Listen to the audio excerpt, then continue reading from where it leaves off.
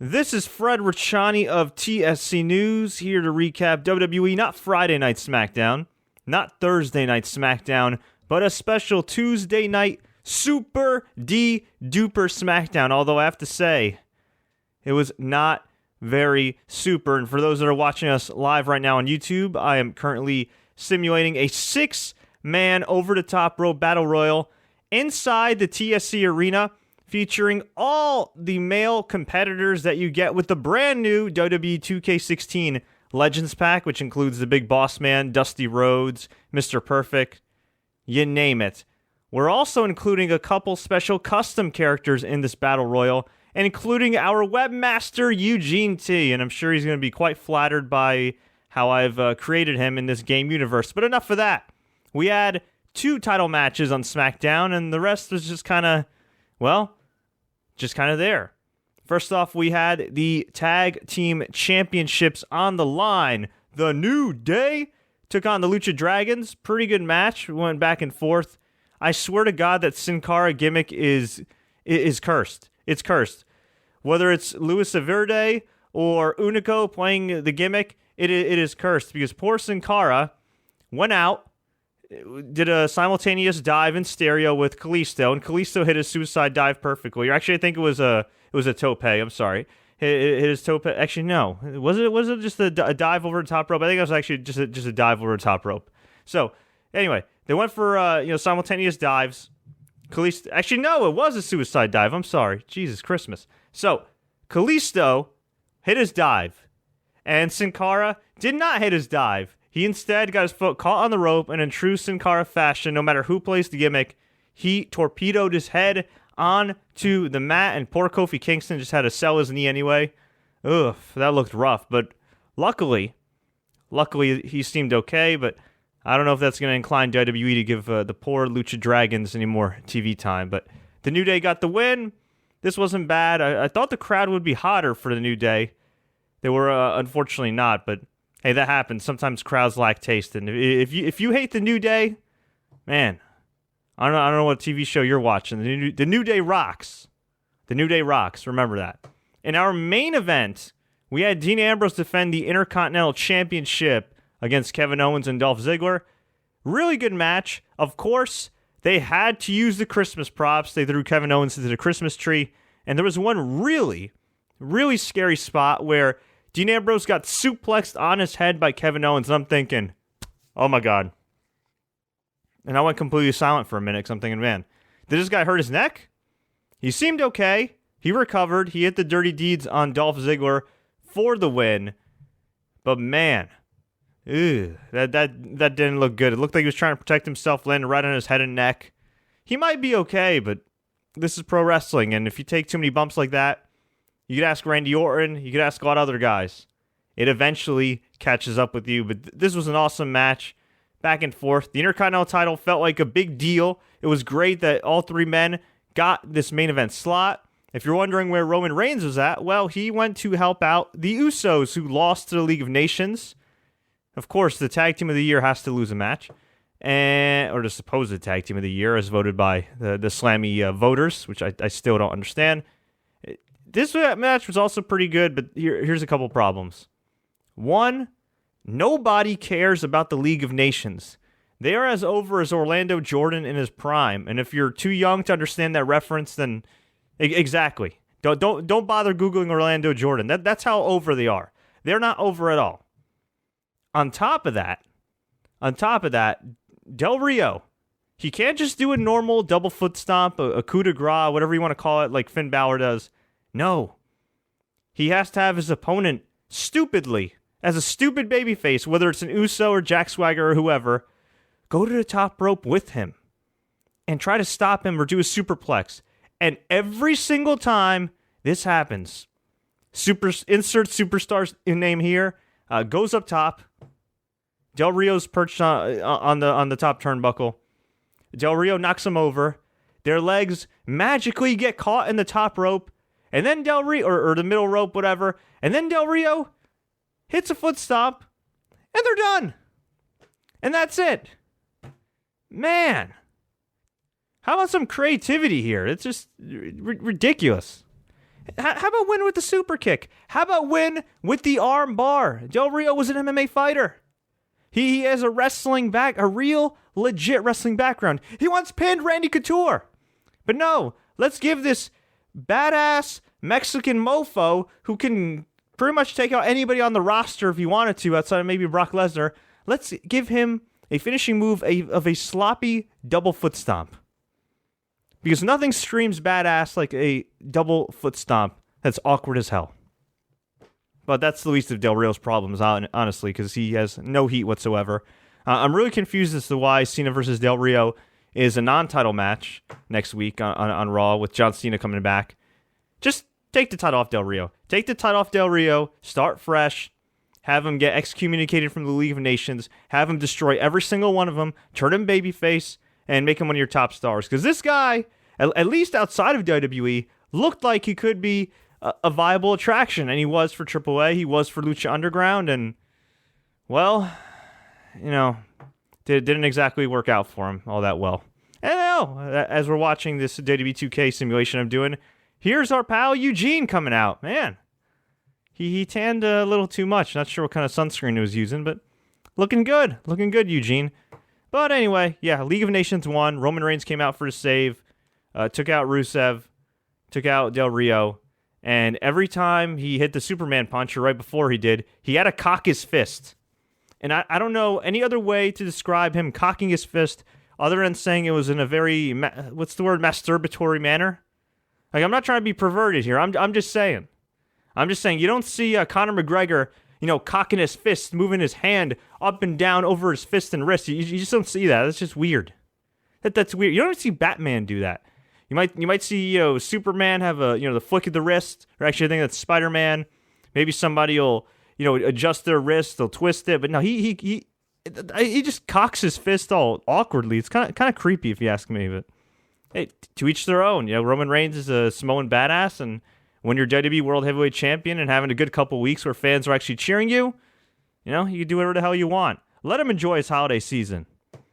And Supaton 1 points out that Dean Ambrose just got his head stapled as well, so he's had a rough couple days. That is true, yeah. He just got his head stapled on Monday Night Raw, and you can make the argument that maybe a guy that just got his head stapled and busted open perhaps shouldn't be wrestling the next night, but yeah, they cleared him.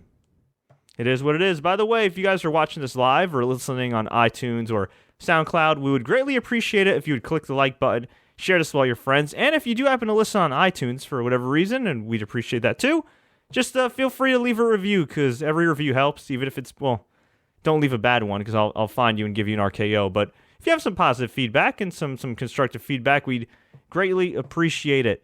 We had Charlotte defeat Brie Bella in a match that totally made the Divas division a joke. I mean, it was already a joke, but it's an even bigger joke now, because we had Becky Lynch at ringside. She had eggnog thrown at her by Team B.A.D, who I call Team Sad, because Sasha Banks has been made to look like a complete joke. I have no idea what Sasha Banks was wearing. I don't know if she was dressed as a bunny or what, but it just, yeah, it did not look good whatsoever. It did not look good. That outfit, she didn't look ratchet, she looked rabbit. Was it a bunny outfit? Whatever kind of outfit it was, I posted the picture on my Twitter account. It was from the WWE Snapchat. She appeared, I couldn't believe she appeared on air as this. Here she is, a couple months removed. First ever women's main event televised in WWE history outside of Wendy Richter versus, I think, Fabulous Moolah 30-some years ago. Okay, the first women's main event. I mean, I guess, okay, Trish Stratus and Lita, but this was something that was actually hyped ahead of time. Sasha Banks and Bayley, an Iron Man match. This was a classic match, and here she is a couple months later, dressed like a doofus. Teaming up with Naomi, who is essentially the female RVD, only worse. In a sense that she's really athletic, but kind of sloppy in some spots, and she's not the worker RVD is, that's for sure. And Tamina, who might be the worst active female wrestler in the company. Ugh. No wonder she wants to go back to NXT. We had Titus O'Neil and Neville defeat the Ascension, who were accompanied by Cody Rhodes. This manifested via an awful backstage skit where Santino was looking for some ornament he had. the Ascension and Cody Rhodes, Stardust, played by Cody Rhodes, whose career is in the very, very depths of hell. They confronted Mr. Neville. They called him they confronted Santino. Then Neville came out, and they called him an elf. And I would say, man, why are they insulting Neville? Why are they making him look so bad? But he really was essentially dressed like an elf. This is where Neville is right now. He went from being the modern-day Evan Bourne, a guy who's a high flyer, who gets a push, then stops getting a push, but at least has good matches, to a guy that's now being portrayed like a winning Curtis Axel or Damien Mizdow. He's at that level now, and it is so sad to watch. I guess Darren Young's injured, so Titus O'Neil teamed with Neville. They won the match. I guess that's a good thing. At least they won. But my God, Neville is so talented. Here's a guy that just 5-6 months ago had an excellent match with John Cena for the United States Championship and technically beat him via disqualification. Here's a guy who had an incredible match, one of the best Raw matches. Well, there's been a lot of great Raw matches this year, to be fair. But, one of the better Raw matches this year and one of the better TV matches in WWE you're ever going to see against Seth Rollins for the WWE title. And now he's in a feud with The Miz, The Ascension, and Stardust. And dressing like an elf. Poor guy. Sucks to be him. As far as some of the other results, let me see if I missed anything here. Oh, like I said before, John Cena comes back next week. As far as who's winning the Royal Rumble, a lot of people have been asking me. Again, I think it's contingent on the title match. If Roman Reigns is wrestling Triple H, I think that clears things up a little bit, and it leaves it open to, say, Cena, Lesnar, maybe Undertaker, Dean Ambrose, like those four guys. If Triple H is not wrestling Roman Reigns at Royal Rumble, I hate to say it, but I can see Triple H winning that one. Could be wrong. Maybe they'll do Triple H versus Roman Reigns at Fastlane, which might work. You could do Triple H versus Roman Reigns at Fastlane, even though I think that's a big main event for a B pay-per-view. Honestly, Fastlane's kind of like a C pay-per-view. I mean, it has no name value whatsoever, but you could do Triple H versus Roman Reigns there. Have Roman Reigns get a huge win leading up to WrestleMania, get an even bigger win against John Cena or The Undertaker or whoever, and then that leads to SummerSlam where he can, again, wrestle the likes of Brock Lesnar or whomever. I mean, if you really think about it, as far as world title challengers, Roman Reigns actually has a decent lineup in front of him. The problem is all these guys are stars from the present or the last era or a couple eras ago. Because you could realistically do Roman Reigns versus Sheamus one more time. Ugh. I can't see them holding that off up till Royal Rumble. I really can't. Maybe they'll do it on the official debut episode of SmackDown on USA. You could do Triple H versus Roman at Royal Rumble. You could do Cena versus Reigns at WrestleMania. You don't necessarily have to have Roman wrestle at Fastlane. You could do something in between SummerSlam with the likes of, Kevin Owens. Maybe Dean Ambrose turns heel. Maybe you get some steam on somebody else. Then, for the summer, particularly SummerSlam, you got Brock Lesnar. Maybe you want to do something with The Undertaker. Dare I say, and I think it's a complete long shot, but dare I say, maybe The Rock. So, if the stars line up and these older guys stay healthy, I mean, you could have a bunch of legends lined up for Roman Reigns to beat to put him over as the next top guy. But as far as underneath Roman Reigns, you got to freshen things up. You really do. And who's to say Roman Reigns is going to be healthy in 4 to 6 months, given WWE's luck with injuries? Who's to say that he's going to be over in 4 to 6 months? Who's to say that he's going to even be considered the real top guy with Lesnar coming back, with John Cena coming back? I mean, you never know. He might just get tepid reactions. The ratings might go down. And to be fair to him, it's not like he's the reason the ratings were going down. I mean, the ratings were going down when Cena was still on TV. It's just going to be interesting to see what happens. Going to be very interesting. But WWE, they have increasing TV rights fees. They got a ton of revenue streams. The network's doing fine. They really don't have a reason to change. Although, if the ratings continue to slide or continue to be piss poor, and this week the rating was down 13%, but still higher than the last few months, if it stabilizes, that's fine. But if it continues to go to the levels it was in November, then Who knows? Who knows what'll happen? But they definitely need some new stars. It's great that they're protecting Roman. It's great that they're finally pushing him like a badass, as he should be portrayed as. But they need to do that with more guys. Dean Ambrose, that's a step in the right direction. But they need some heels. They need to eventually take the authority off TV. If they want Triple H to wrestle Roman Reigns at WrestleMania, whatever, go ahead. But they need to do more than just have the title on the line and have Triple H lose. They need to have the authority be banished from TV forever. You could keep Triple H and Steph on NXT. You could have them make occasional appearances, doing like guest spots on big shows like the Slammies. That's fine. But just you need a real top heel at this point. Okay, you need a real top heel at this point. I mean, just think about it back in the day for anybody that's old enough to remember this. I mean, even when Vince McMahon was the top heel with Stone Cold and drawing money, which the Authority really hasn't done with anybody. There were still guys like The Rock. There were still guys like The Undertaker. And who else? Triple H. Triple H, for God's sakes, guys that were doing his dirty work that were the real top heels. So when The Rock as a babyface, or Steve Austin as a babyface, or Mick Foley as a babyface, beat those guys, it meant something. Because when you beat those top heels, you also beat the heel faction. You beat the authority figure. You beat Vince McMahon. You defeated him. Whereas in present WWE the last couple of years, it's like, okay, you beat Seth Rollins. Okay, you beat Batista and Randy Orton, who are affiliated with the Authority, but the Authority just keeps coming back on TV every week and finding a new guy to antagonize the babyface. And that's just no fun. That's just no fun. I mean, I would imagine the next 4 months, we're probably going to get the Authority, but it would be really, really nice, and now that they have the guy that they want on top, to finally, in storyline, vanquish the Authority off TV and just put some real steam on some heels like Kevin Owens, and maybe call some guys up like Baron Corbin. Or, here's a novel concept. Maybe Finn Balor. Maybe Sami Zayn. Jesus Christmas, you might as well incorporate some of these NXT guys when you have SmackDown in USA.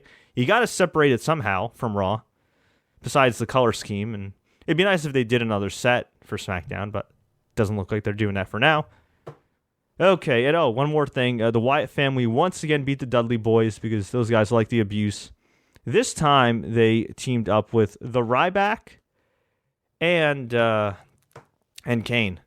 And what do you know? It looks like Super Mario won the Battle Royal that we were simulating on WWE 2K16. Hey, you never know what's going to happen in the TSC News Arena. So, overall, SmackDown was okay, but if you missed everything but the main event, you really, really didn't miss much. You really didn't miss much. Okay, let's get to some questions here. Fred, are you going to be reviewing the Legends pack? You damn right I'm going to be reviewing the Legends pack. That's a given, of course. I will be doing that. What do you think about TNA going to Pop TV? I think at the moment it's irrelevant. I don't think they change much. It doesn't matter if TNA's in technically more homes. If people don't know about the channel, they're not going to watch. And TNA right now is really, I mean, you think Neville sunk to the depths of hell or Stardust? Ugh. TNA has really sunk to the bottom. There's like no interest and no buzz whatsoever. I still watch on occasion because my buddy Jesse Goddard is a prominent star there, and I have a few friends there. But yeah, it's not the same, man. It's definitely not where it was at even just a couple years ago and during the dying days on Spike. So I wish them well. I hope they do all right. But there really is nothing that excites me about TNA thus far. Just my opinion. Hopefully they'll change it up. I mean, they are getting Mike Bennett and Maria from ROH. I have no idea why somebody from ROH would leave the opportunity to not only wrestle for ROH, but New Japan to go to TNA. But, maybe TNA got an influx of cash somehow. I don't know. I put it this way. In terms of creatively, because, financially, who the hell knows what's going to happen with TNA, I'm willing to give them one chance. That one chance is in a couple weeks when they officially debut with the brand new first run show in Pop TV. If it's something that hooks me, I'll stay watching. Maybe I'll start recapping it again. If it's the same old crap like it was the very first episode on Destination America earlier this year, it's probably going straight to DVR for me. All right, let's go here. Give Ryback a manager like Brock, turn him heel, and I could see him doing well. We've already seen Ryback as a heel. I mean, I guess he could do it again. He was pretty good. He was pretty good. He is kind of directionless right now, so why not? Cody Collier says, I think Reigns could be champ until Rollins returns. You know what? There you go. Seth Rollins is another guy returning. So you could have a year's worth of top guys lined up to take out Roman Reigns, or to try to take out Roman Reigns, including a bunch of legends, and then Seth Rollins comes back and he could do that feud. That'd be fine. That'd be fine, but it all depends on whether Roman Reigns can stay healthy and if he can maintain the steam he has. Because right now he's getting a good reaction. I wouldn't say it's a breakthrough, tippity-top guy reaction right now. That could change after beating Triple H, after beating Brock Lesnar, after beating John Cena, or it could kind of go the other way and make fans resent him. Which in that case, maybe he'll still stay the top guy, but they'll eventually turn him heel. We'll see. We'll see. Sammy Olay says that Pop TV used to be the TV Guide channel. TNA's getting that TV Guide money. Actually, it's rumored that TNA is actually paying to be on the network, and they're splitting the ad revenue. Whatever ad revenue you can get on Pop. No offense to Pop TV, but I really don't see them getting a whole lot of ad revenue on Pop TV. Unless they get some Fugazi energy drink to sponsor them or something. And even then. Brienne Kilver says, hello, Fred. Hello. Clifford Nelson says, hey, Fred. Hey. Almighty 96 says, I like turtles. Well, I like cats. But you are welcome here. Jeremy Bowers says they should put some holes in the eyepieces of the Sin Cara mask. They should just burn it. Just rechristen Unico as, I don't know. Make up a name or something. Call him Carl. Carl. If they kept SmackDown live every week, it would be great. I don't know if SmackDown was live tonight, but it was very close to live. And that didn't make it any better than it normally is. Could you see WWE 2K16 adding the NXT women? They said they wouldn't, which I find really stupid. And considering Sasha Banks got her face scanned, I really don't know why they couldn't. I still think ultimately, and I'm not accusing 2K of anything, but I still think ultimately they're going to come out with a DLC pack with the NXT women, and they're going to say, quote unquote, due to popular demand, here are the NXT women as DLC, and they're going to make a few bucks off of it. And they may or may not have already face scanned those women before. I don't understand why they couldn't just put the women in NXT or in the game. Why not? They put guys like Mikey Whipwreck in there and Colonel Mustafa. Savio Vega's even in the freaking game, but not Sasha Banks. Think about that. Think about that. Oh. Yeah, I think ultimately they're gonna put them in the game. Seriously, it's a skin and a character model. I mean, come on, really? Throw these NXT fans a bone. I think they will. If come February and March, it's a different story. I'm going to be very shocked and appalled. Give us babyface Rollins versus heel Roman Reigns. I'm down with that. Brienne says, should I go to the WWE Chicago house show on Sunday? Yeah, why not? They're always fun. And I think John Cena should be back by then. Go for it, dude. Look, even when the product sucks, and there's been times where I really haven't liked the product at all the last couple of years, I'll tell you this, I almost always have fun at live events, so it'll be fun. Especially Chicago. It's a big market. Why not? Terry Allen Jr. asks me, will you purchase Uncharted 4 for the PS4?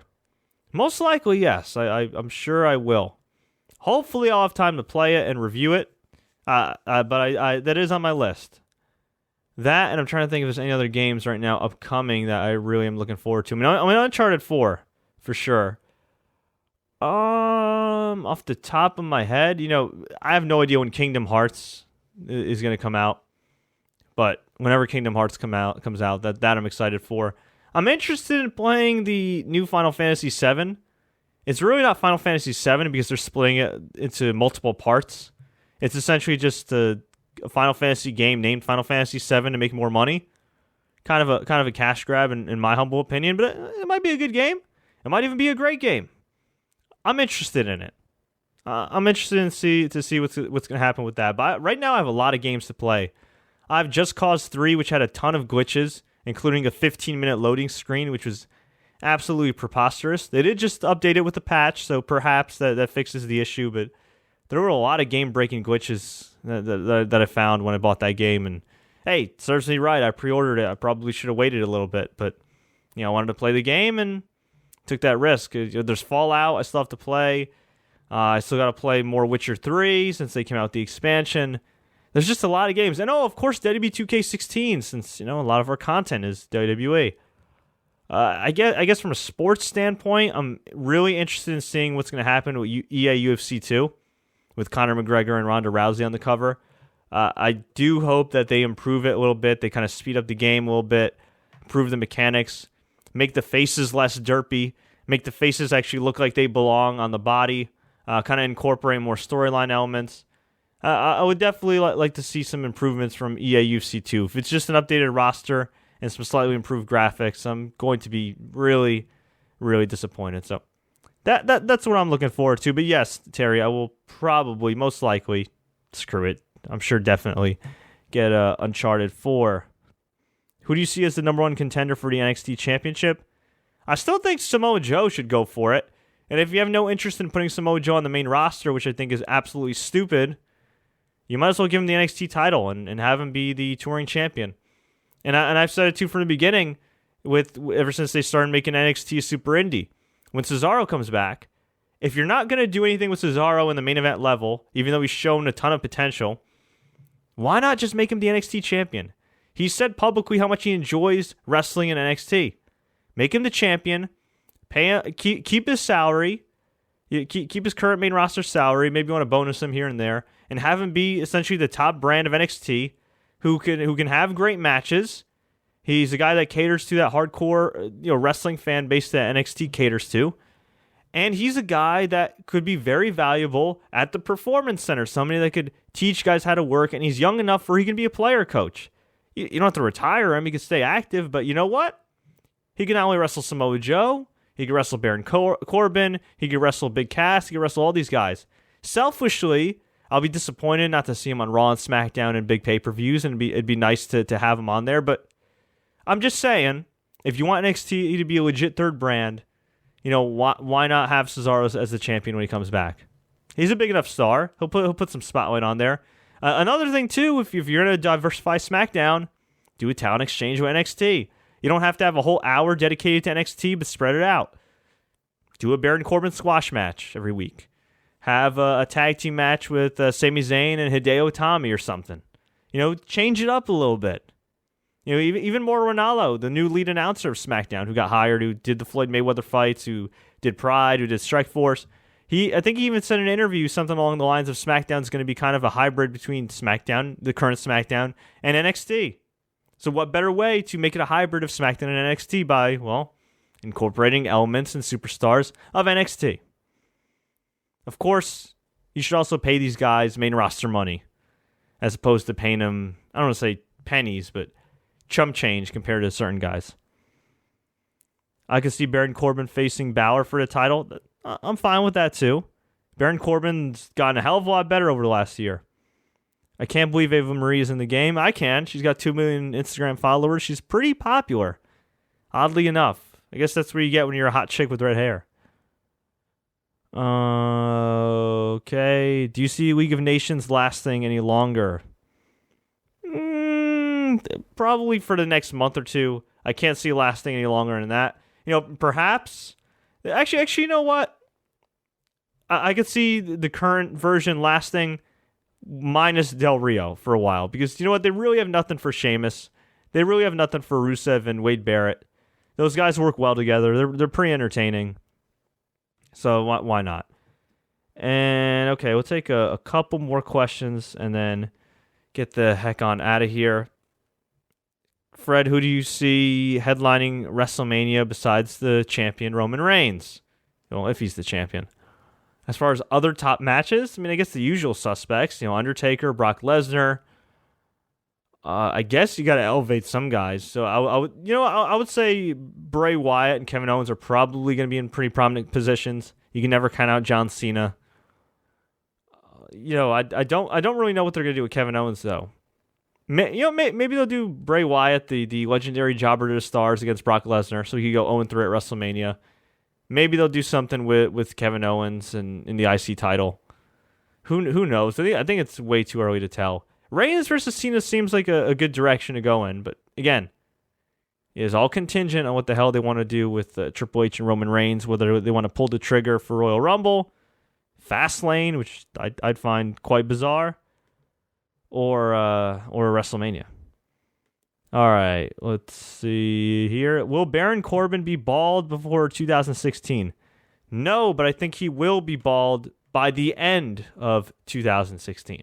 So I guess that technically answers your question, right?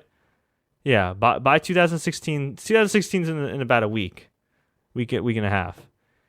By the end of 2016, sure, I could see him, balding a little bit. If I were him, well, I don't know if he could afford it.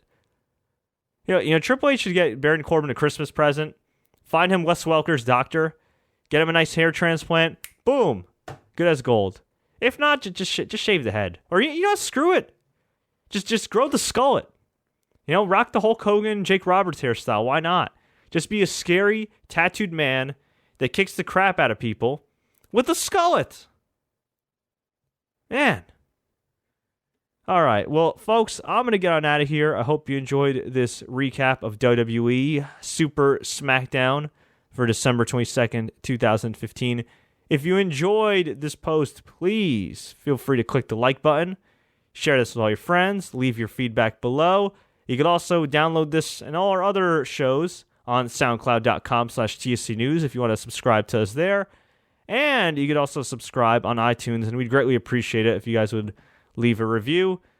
As far as watching our videos on the go, you can not only do it through the YouTube app, but if you'd like, you could sign up for YouTube Red, which you get a free month, and then it's $9.99 a month after that. It's a service I have. Really good. Not only can you watch videos like this one right here ad-free, but you can even download the videos on the go and watch them. Maybe you have a long flight, long commute, you don't really want to use your data. You want to take me with you, and hey, who wouldn't want to take Fred around with them, right? Well, or actually, I don't think a lot of people would want to take me with them, but whatever. Okay, maybe you want to take some of our interviews with us because we have a ton of interviews with the likes of Mick Foley, Booker T, Diamond Dallas Page, Gail Kim, you name it, we got it. Video game reviews, sports updates. You better believe we're going to be keeping a keen eye on those NFL playoffs, but it's hard out here for a Giants fan. That's all I got to say. But folks, until next time, I'm going to go play some WWE 2K16. As always, enjoy the matches.